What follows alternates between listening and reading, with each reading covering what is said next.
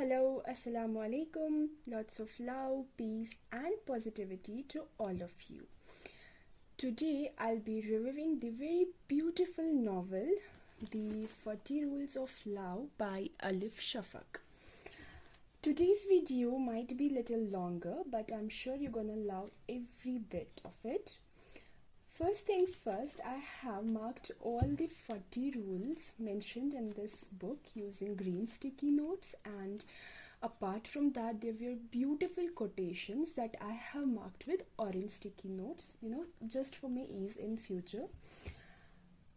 In case I want to, make some presentation or anything with the 40 rules of this book. Anyways, without any further ado, let's just dive into the summary. Let me start with some important characters mentioned in this book. First, we have Ella, who has been described as a 40-year-old housewife with 3 teenage children and a pleasant home. Her husband's name is David, and Ella has, a daughter whose name is Janet, and she has 2 twin sons, Orly and Evie. Then there is another important character whose name is Aziz. He is a writer.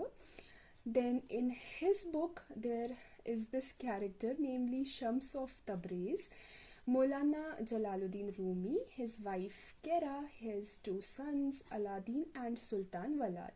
There is one more character, Kimya, who is a girl, and she has been described as the student of Rumi. Besides these, there is Desert Rose, the harlot, who is a prostitute working in a community where Rumi lives in Konya.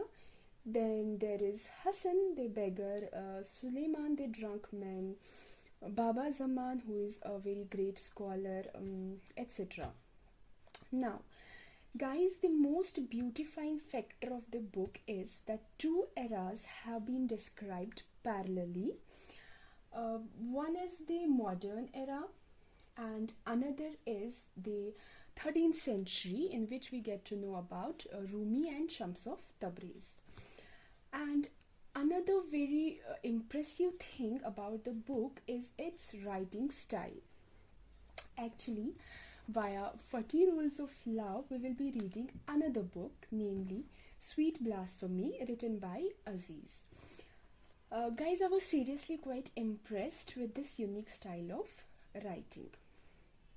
Book starts with the introduction of Ella during the time period of 2008, that is the modern era, and her life, even though it seems normal, just like any other housewife, but it actually is not normal.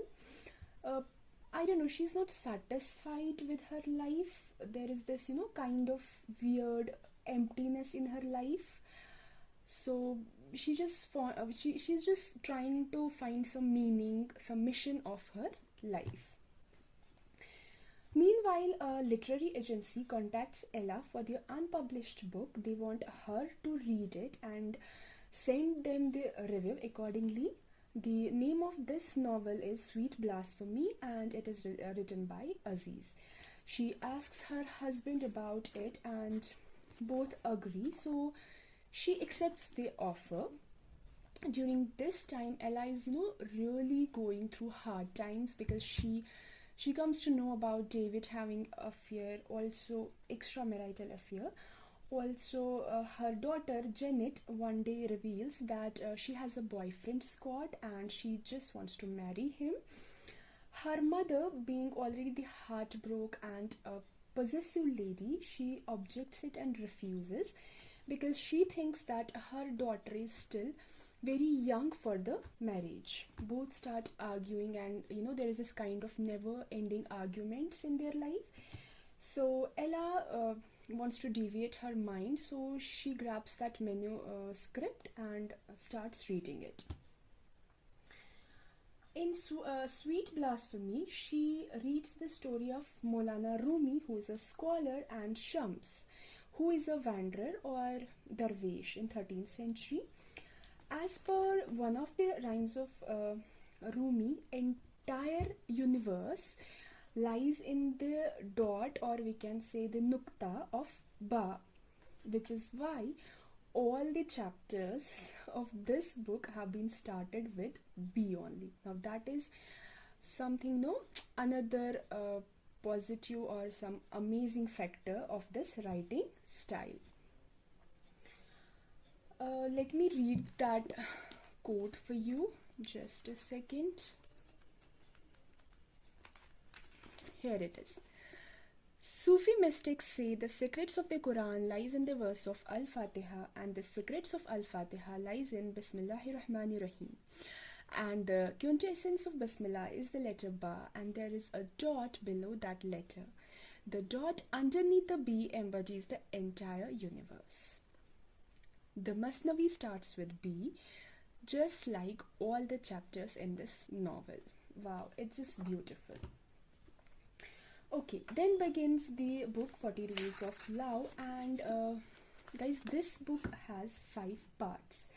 Actually, the essence behind it is that Sufi mystics think that everything in the universe is made up of 5 things, namely earth, water, wind, fire, and the void.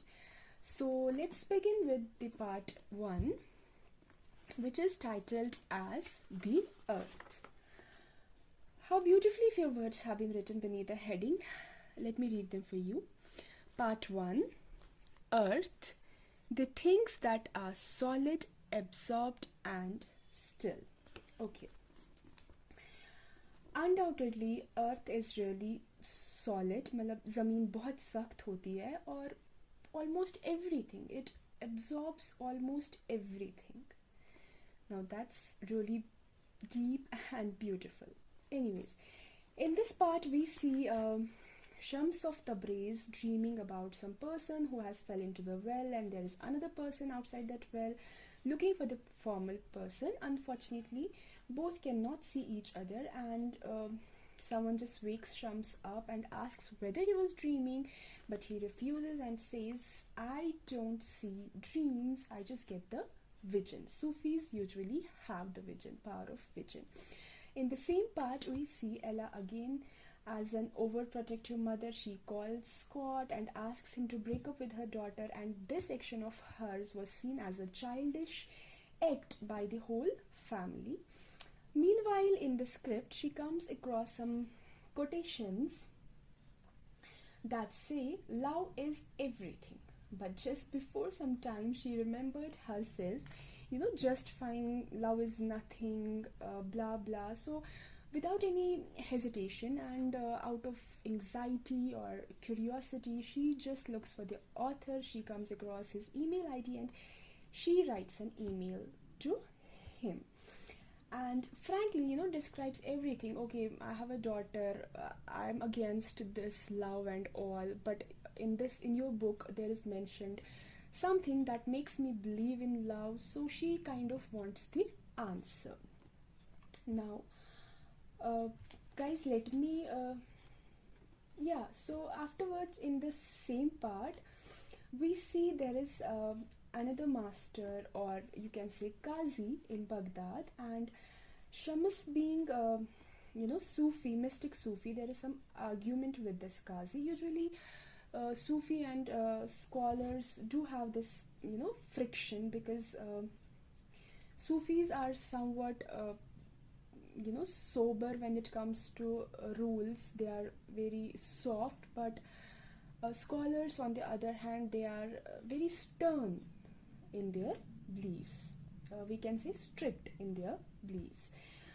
So in this argument, there is the beginning of 40 rules of love. So now starts the beginning. Now here we see the beginning of these 40 rules. It's actually the 40 rules of Shams. Let me read the first rule for you. Just a second. Okay, here it is. How we see God is a direct reflection of how we see ourselves. If God brings to mind mostly fear and blame, it means there is too much fear and blame dwelt inside us. And if we see God as full of love and compassion, so are we. Okay, this is really very deep and beautiful.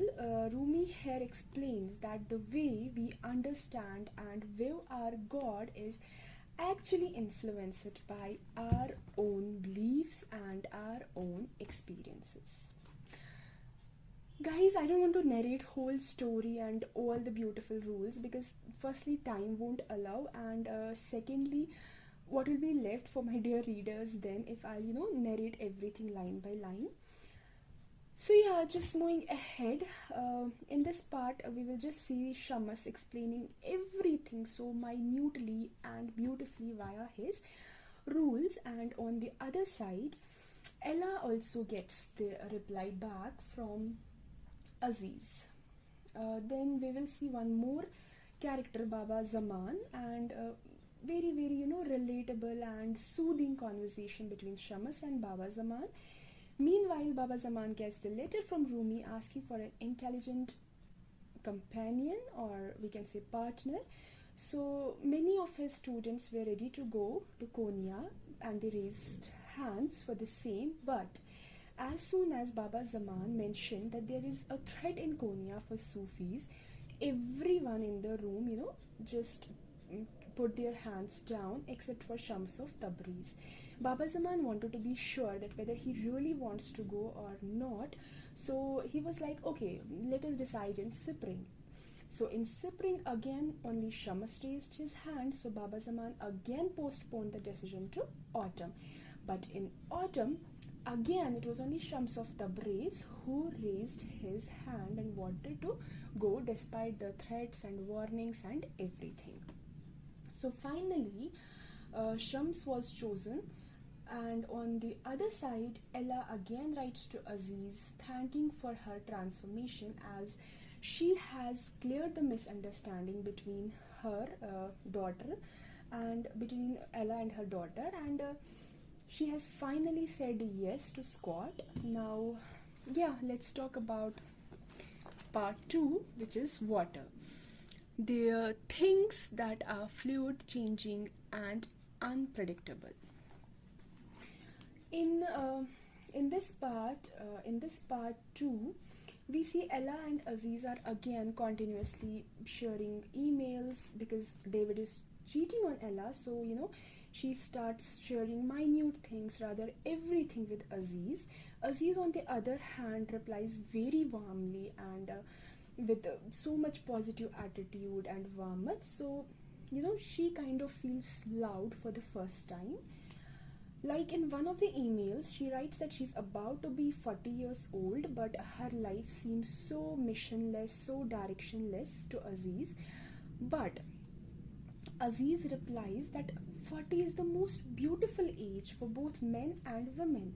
It is considered as a higher level of spiritual awakening. He gives examples like we mourn for 40 days when someone dies. Baby takes 40 days to start a new life. When one is in love, we must wait for 40 days to be sure of our feelings. Noah alayhi salatu wasalam's flood lasted for 40 days. Isa alayhi salam went into wilderness for 40 days and nights. Our Prophet Muhammad sallallahu alaihi wasallam was 40 years old when he received the call to become prophet. Buddha meditated for 40 days. In short, you receive new missions at 40. You see, guys, there was so much positivity in his replies. So which is why I think Ella started falling for Aziz. On the other hand, Shams reached Konya. Okay, we are already running late, so let us just jump to the third part, which is wind. The things that shift, evolve, and challenge. In this part, finally Shams of Tabriz is excited to meet Maulana Rumi. Both spend 40 days together in library describing the 40 rules of Shams. Aladdin, who is the son of Maulana Rumi, he does not like Shams that much, and he's always trying to spy his father and Shams. Meanwhile, Ella asks Aziz whether he himself is the Shams that is a character of his book, to which he replies, No, Shams is the person who, transformed Rumi, who was the scholar, to poet. Uh, yeah, that is it. Let's just jump to part 4, which is titled as Fire, the things that damage, devastate, and destroy. Okay, because of Shams, Rumi starts visiting Suleiman the drunk man and prostitute. It was actually a kind of test, not that he was doing some bad things, but people didn't like it. They were like, why is he so much into Shams when Shams is making him do bad things? But Rumi, on the other hand, talked to each person nicely. He was passing all his tests. So here we see a stern scholar, Rumi, is gradually accepting and falling for Sufism.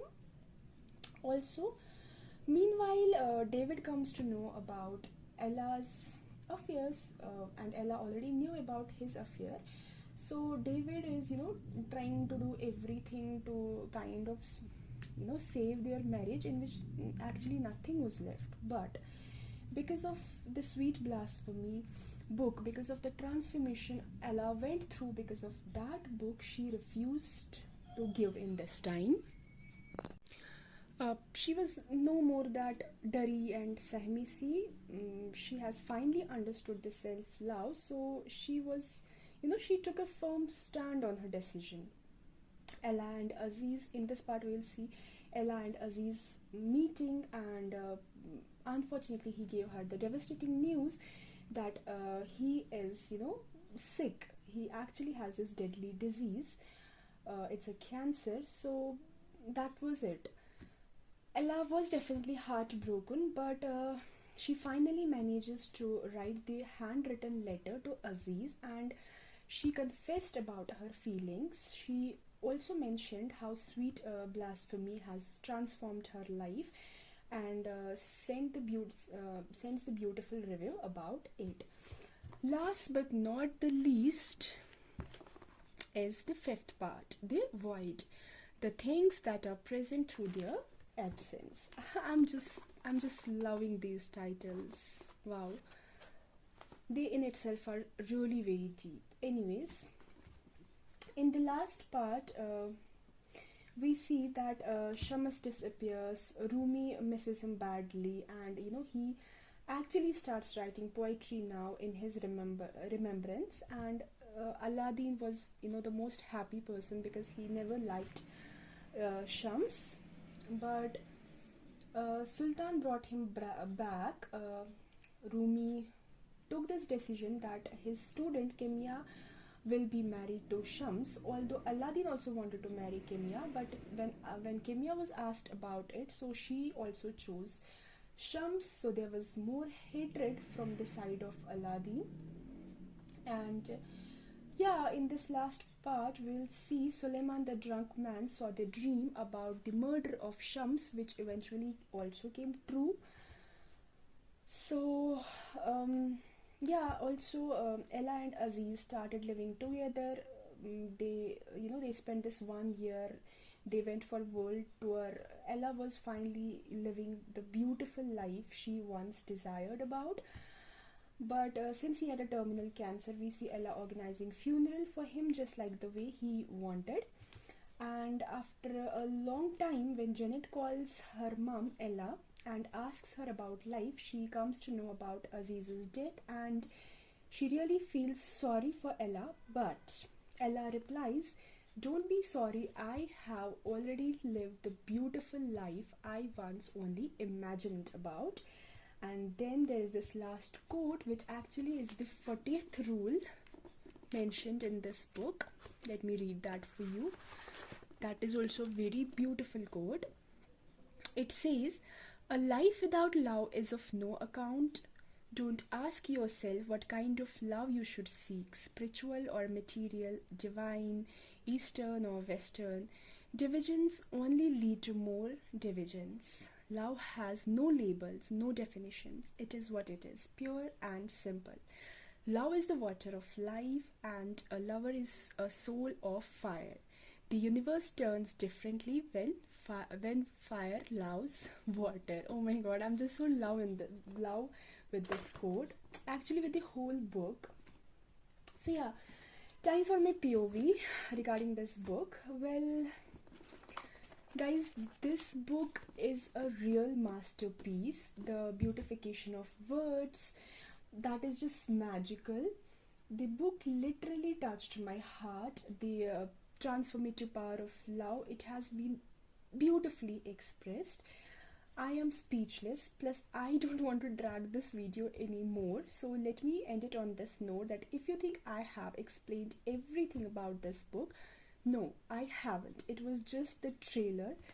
Go and grab this masterpiece to dive in this beautiful journey. There is so much, so much more to read. All the beautiful quotes, the remaining rules, beautiful transformation, spiritual enlightenment, romantic and divine love, blah blah, everything. So I definitely recommend it to all my readers out there. About the rating, well, I would definitely rate this book 5 on 5 because I am in love with this book, with the quotations, with the beauty, with the way the words have been, expressed by the writer. So yeah, that's it for today. And yes, in case you have noticed it, that artwork, I have made it. I am actually into calligraphy also. So back in the days, I guess during lockdown or something, I started doing calligraphy. Today one of my friends suggested that why not to use this art piece. So it actually is looking really beautiful. So yeah, that's it for today. Stay tuned for more bookish content. Stay safe and happy. Do like, share and subscribe. Bye bye and take care.